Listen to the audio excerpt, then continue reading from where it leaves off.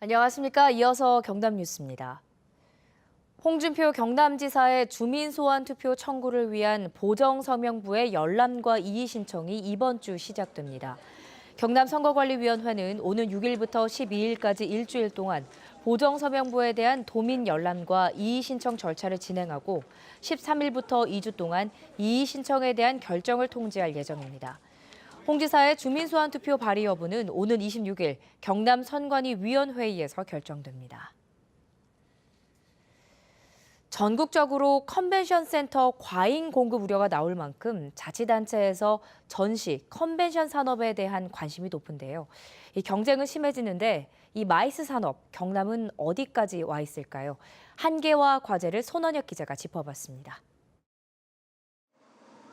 창원 컨벤션 센터의 전시실은 7,800제곱미터, 증축하면 9,400제곱미터로 늘지만 10,000제곱미터가 되지 않아 여전히 큰 행사 유치에는 불리합니다. 10,000스퀘어미터가 사실 좀 상징적인 그런 의미라고 보시면 될 것 같고요. 그 산업 전시회를 할 때 어느 정도 규모를 갖추는 그런 전시에 있어서 가장 최선의 어떤 규모 면적이라고 보시면 될 것 같습니다. 가장 큰 난제는 숙박시설입니다. 인근 김해를 합쳐도 2,000객실 정도, 수천 명이 머무는 대규모 행사 유치에 걸림돌입니다.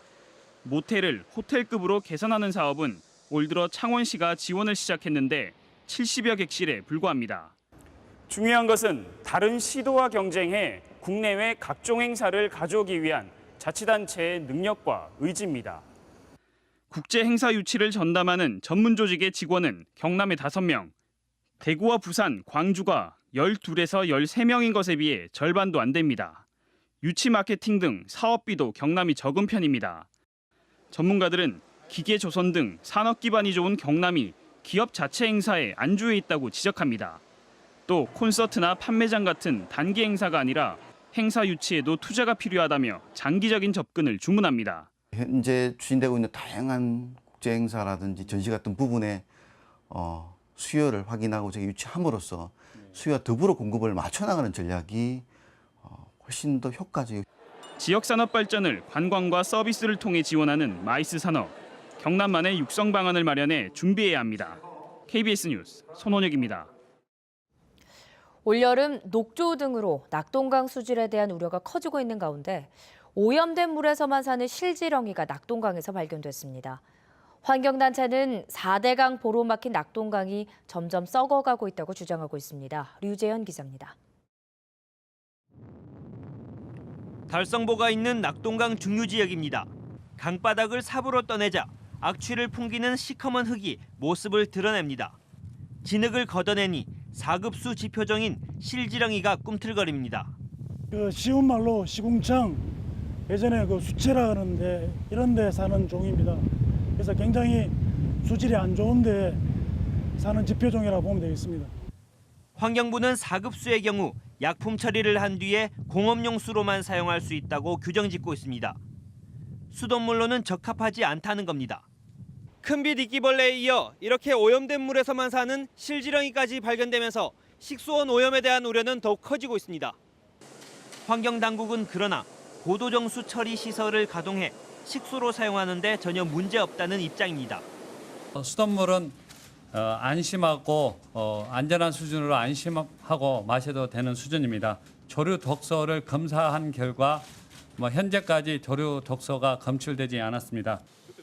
환경단체는 수돗물 정화에 투입되는 염소량이 많아질 경우 트리할로메탄 등의 발암물질이 증가해 수돗물도 위험하다고 주장합니다. 심각한 녹조에 이어 수질오염 지표생물까지 발견되면서 낙동강 수질 안전에 대한 논란이 더욱 거세질 것으로 전망됩니다. KBS 뉴스 유재현입니다. 통영 인근 해역에서 진행돼온 남해안 모래 채취 사업이 국토교통부와 해양수산부의 견해차로 중단돼 각종 공사 현장의 골재 파동이 우려됩니다. 국토교통부는 남해안 배타적 경제 수역에서 골재 공급이 중단될 경우 각종 국책 사업의 중단이 불가피하며 중단이 장기화되면 골재 가격이 배 이상 뛰고 비용 증가가 불가피한 상황이라는 입장입니다. 반면 해양수산부는 국책 사업에 쓴다는 목적으로 모래 채취가 시작됐지만 지금은 민간 수요가 더 많다며 어민들의 어장 피해가 현실화되면서 허가 연장은 불가하다고 반박하고 있습니다. 동거녀를 흉기로 찌르고 달아난 20대를 경찰이 쫓고 있습니다. 김해 중부경찰서는 오늘 새벽 5시쯤 자신의 집에서 동거녀 27살 A씨를 흉기로 찌른 혐의로 29살 김모 씨를 용의자로 보고 추적에 나섰지만 부산 구포대교에서 김 씨의 승용차만 발견했습니다. 동거녀 A씨는 중태에 빠져 병원에서 치료를 받고 있고 경찰은 김 씨가 다리에서 뛰어내렸을 가능성을 염두에 두고 구포대교 인근을 수색하는 한편 김 씨의 행방을 쫓고 있습니다. 경남 소식이었습니다.